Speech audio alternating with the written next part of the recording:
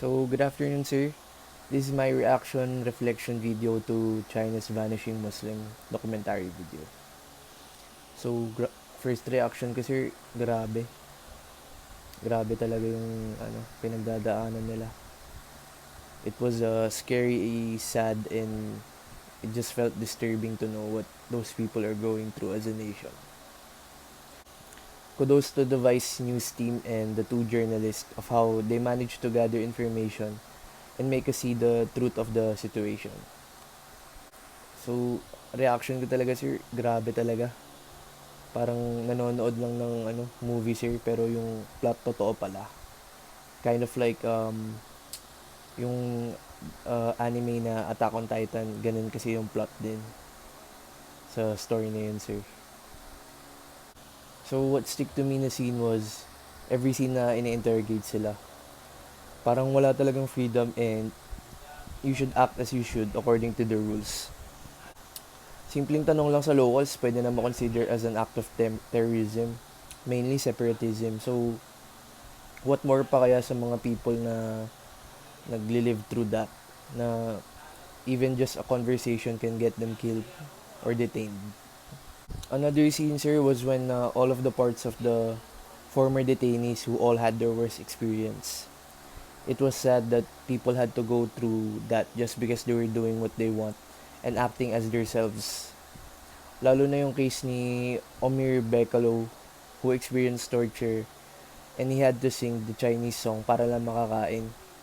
Imagine that you had to sing to eat. Parang scene lang yun sa action movies, pero it was really happening in China, mainly in East Turkistan. And even the mother who had abandoned her other children in order for her two children to live a good life. It was really sad and disturbing. So for the first question, do you think China has the right to enforce such rules to maintain overall peace in their country? Kasi sir, ang opinion ko is that wala namang crimes na gagawin ng mga Uyghur people kung walang dahilan yung na nagawa ng China. I think that the greater crime was China enforcing and strictly implementing cultural genocide sa Uyghurs. Siyempre sir, kung napunta ko sa situation na ganun, I would do the same, and if I had no and if I have no choice, I would be one of the independent groups who are just fighting for their rights. You know, the problem with China is they only care about expanding, about spreading their communist or socialist ways in the other countries that are part of China. I think that if they would just let them be while making agreements, that would be beneficial for China and the other independent regions of China. Walang problema na ganyan.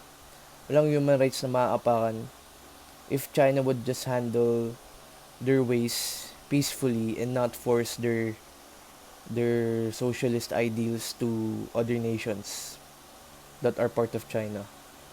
So in conclusion, sir, it's more likely that China still has the bigger mistake than Xinjiang or East Turkestan, and what crimes are committed from the independent movement in East Turkestan. We can see in the documentary ang maltrato sa mga tao ng bansa na yon, at enough evidence yun to say that Uyghurs' human rights are treated like trash by the Chinese government.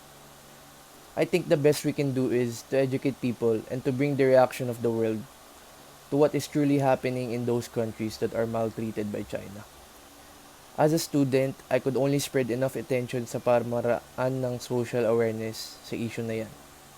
Thank you, sir, and goodbye.